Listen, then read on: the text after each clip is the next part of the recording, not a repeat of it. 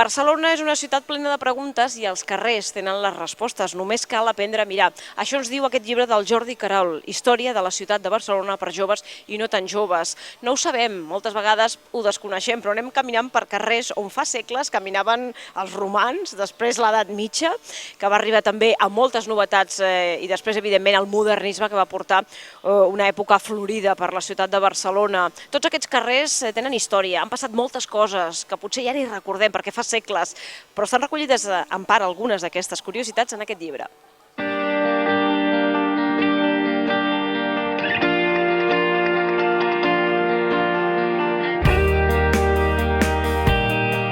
El Jordi Querol és l'autor d'aquest llibre que ens descobreix curiositats sobre la nostra ciutat.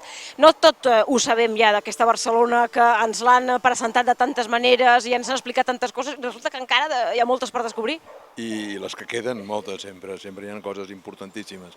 El que jo he intentat fer en aquest llibre és explicar les bàsiques, no? Les que no tens excusa, les que hauria de saber tothom. Aquelles que explicaries en un sopar per quedar bé, per demostrar que coneixes la teva ciutat, no? Sobretot més que per demostrar el que conec jo, per interessar que els altres s'espavilin a també saber-ho, no? Per excitar una mica que conèixer la ciutat on vius és superinteressant. El maco que té Barcelona és que des d'èpoques ben antigues, ja des de l'època dels romans, ja comença a acumular anècdotes i curiositats. Exacte, és una ciutat que degut a la seva història, degut a la seva ubicació, degut al neguit dels seus habitants, a totes les èpoques ha tingut grans anècdotes, grans coses per explicar. No? És una ciutat que no només és maca i és turística i està de moda, sinó que té una història molt densa, té una història coherent, les coses s'engranen unes amb les altres i esdeveneix el present. No? Dius que aquest llibre està enfocat per joves i no tan joves, per què? Això és una espècie s'ha de reconèixer, és una espècie de xiste molt català, perquè si la gent que diu, home, què vol dir aquest home, no? Per joves i no tan joves, si tu ets una noia jove, no? I la teva mare també és una senyora que no és tan jove, però... És a dir, que ho abarca tot. És com una espècie de xiste, però que té aquest missatge, no? D'intenció, de dir, escolta, és per la gent jove i pels altres.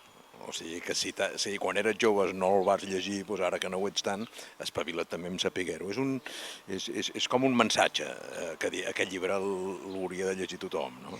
Aquest llibre es passeja per la Barcelona romana, per la Barcelona de l'edat mitjana, per la Barcelona del modernisme, on floreix com una rosa. És un llibre per portar-lo a la mà quan sortim de passeig per Barcelona? Sí, jo precisament d'això és de los que n'estic més content, no? Que amb 144 pàgines s'han fet aquests 5 capítols, no? És a dir, tota la història.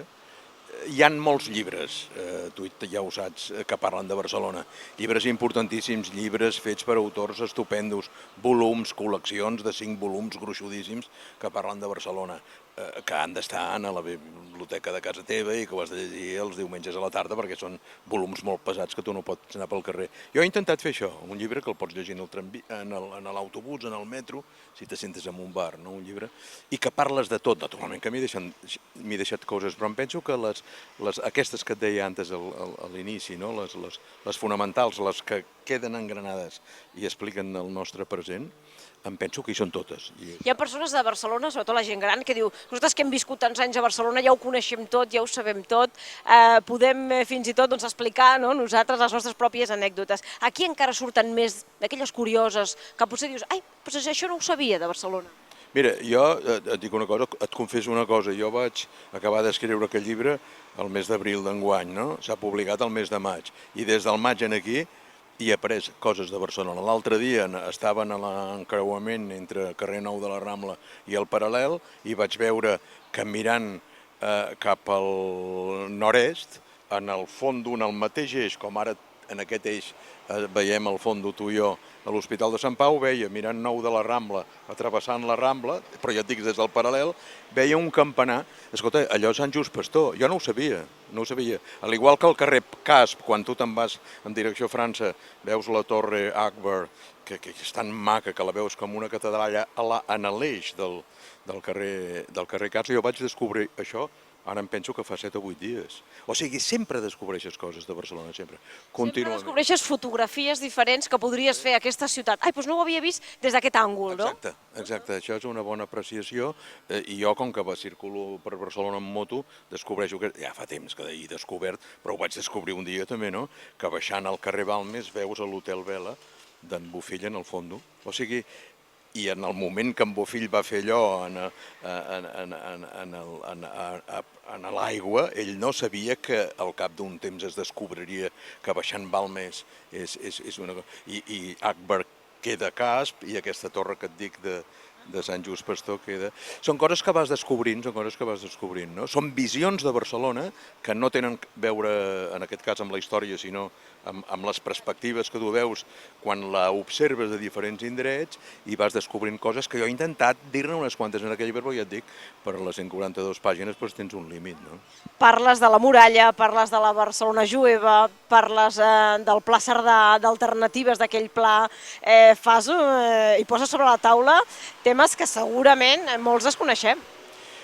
El tema de la muralla em sap una mica de greu dir que potser sóc una mica reiteratiu, però és que és una mania meva, no?, el pensar, perquè clar, quan tu arribes a casa teva tens dos claus, no?, la clau del portal de baix, si vius en un pis o apartament de Barcelona, i després tens la clau del teu propi pis.